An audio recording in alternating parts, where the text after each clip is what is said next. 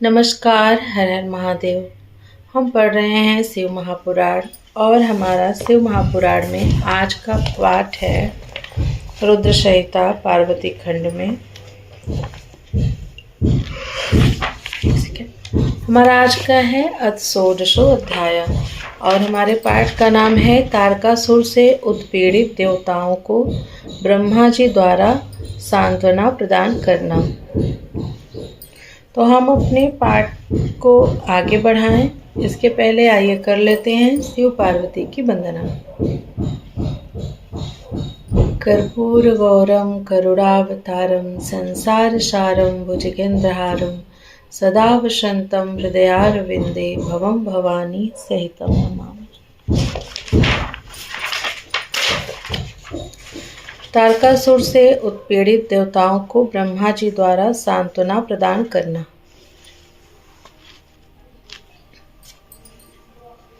ब्रह्मा जी बोले, उसके बाद तारकासुर से पीड़ित वे समस्त देवता मुझ प्रजापति को भली भांति प्रणाम कर परम भक्ति से स्तुति करने लगे।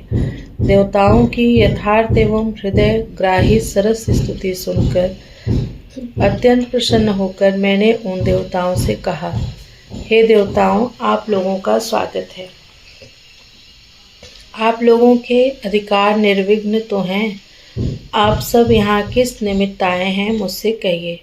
मेरी यह बात सुनकर तारकासुर से पीड़ित वे सभी देवता मुझे प्रणाम करके विनयी हो दीनतापूर्वक मुझसे कहने लगे। देवता बोले, हे लोकेश, आपके वरदान से अभिमान में भरे हुए तारकासुर ने हठपूर्वक हम लोगों को अपने स्थानों से वंचित कर उन्हें बलपूर्वक स्वयं ग्रहण कर लिया है। हम लोगों के समक्ष जो दुख उपस्थित हुआ है, क्या आप उसे नहीं जानते हैं? हम लोग आपकी शरण में आए हैं, उस दुख का शीघ्र निवारण कीजिए। हम लोग जहाँ कहीं भी जाते हैं, वह असुर रात दिन हम लोगों को पीड़ित करता है। हम जहाँ भी भाग कर जाते हैं, वह तारक को ही देखते हैं वहाँ पर।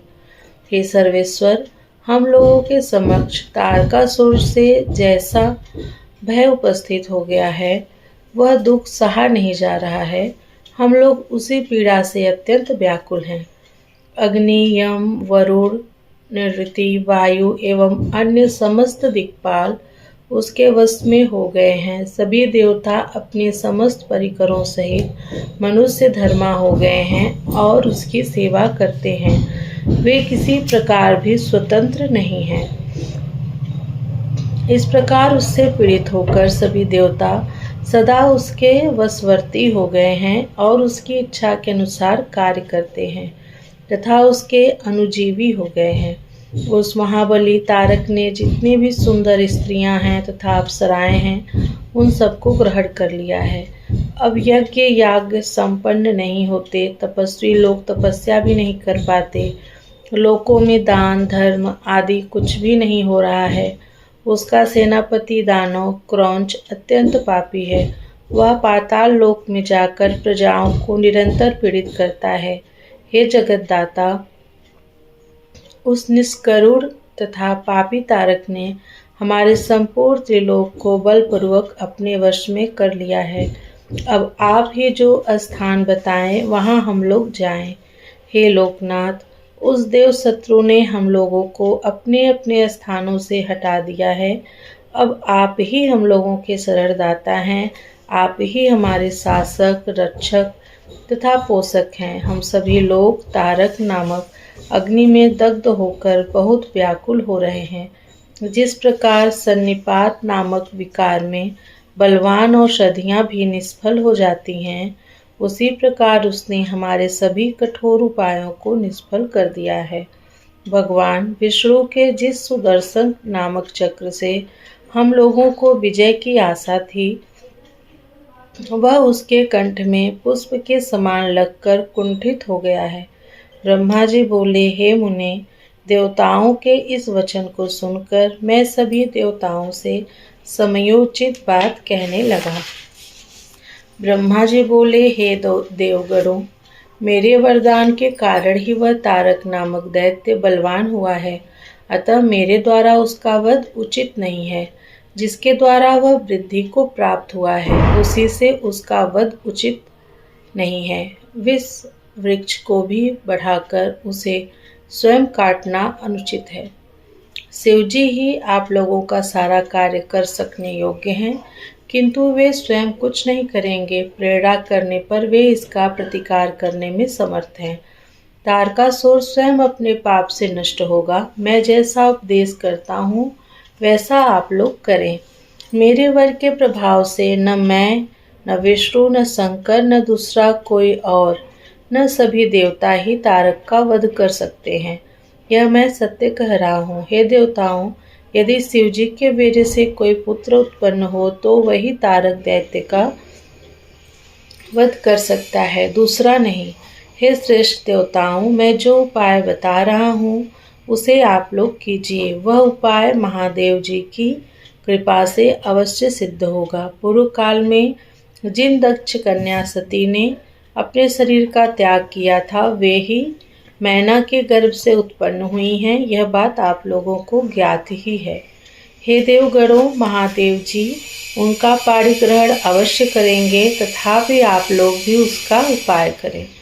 आप लोग यत्नपूर्वक ऐसा उपाय कीजिए कि मैना की पुत्री पार्वती में शिव जी के वीर्य का आधान हो। ऊर्ध्वरेता शंकर को च्युत वीर्य करने में वे ही समर्थ हैं, कोई अन्य स्त्री समर्थ नहीं है। पूर्ण यौवन वाली वे गिरिराज पुत्री इस समय हिमालय पर तपस्या करते हुए शंकर के नित्य सेवा करती हैं। अपने पिता हिमवान के कहने से वे काली शिवा अपनी 2 सखियों के साथ ध्यान परायण परमेश्वर शिव की हठपूर्वक सेवा कर रही हैं। सेवा में तत्पर उन त्रैलोक्य सुंदरी को सामने देखकर ध्यान मग्न महेश्वर मन से भी विचलित नहीं होते।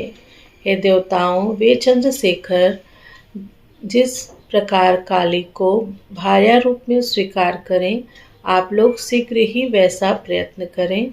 मैं भी उस दैत्य के स्थान पर जाकर उस तारक को दुराग्रह से रोकूंगा। हे देवताओं, अब आप लोग अपने स्थान को जाइए। देवताओं से इस प्रकार कहकर मैं शीघ्र ही तारक नामक असुर के पास जाकर उसे प्रेम पूर्वक बुलाकर कहने लगा। ब्रह्मा जी बोले, तुम तेजों के सार स्वरूप इस स्वर्ग का राज्य कर रहे हो, जिसके लिए तुमने उत्तम तपस्या की थी, उससे भी अधिक की इच्छा रखते हो। मैंने तुम्हें इससे छोटा ही वर दिया था। मैंने तुम्हें स्वर्ग का राज्य नहीं दिया था, इसलिए तुम स्वर्ग का राज्य छोड़कर पृथ्वी पर राज्य करो। हे असुर श्रेष्ठ, इसमें तुम किसी प्रकार विचार मत करो। वहाँ भी बहुत से देवताओं के योग्य कार्य हैं। तो सभी का ईश्वर मैं इस प्रकार उस असुर से कहकर और उसे समझाकर शिवा सहित शिव का ध्यान करके वहीं अंतर ध्यान हो गया। उसके बाद तारक भी स्वर्ग को छोड़कर पृथ्वी पर वापस आ गया और वह सोडित नामक नगर में रहकर राज्य करने लगा। सभी देवगण भी मेरा वचन सुनकर मुझे सादर प्रणाम करके समाहित चित्त हो इंद्र के साथ इंद्रपुरी को गए। वहां जाकर मिल करके आपस में विचार करके उन सब देवताओं ने इंद्र से प्रेम पूर्वक कहा।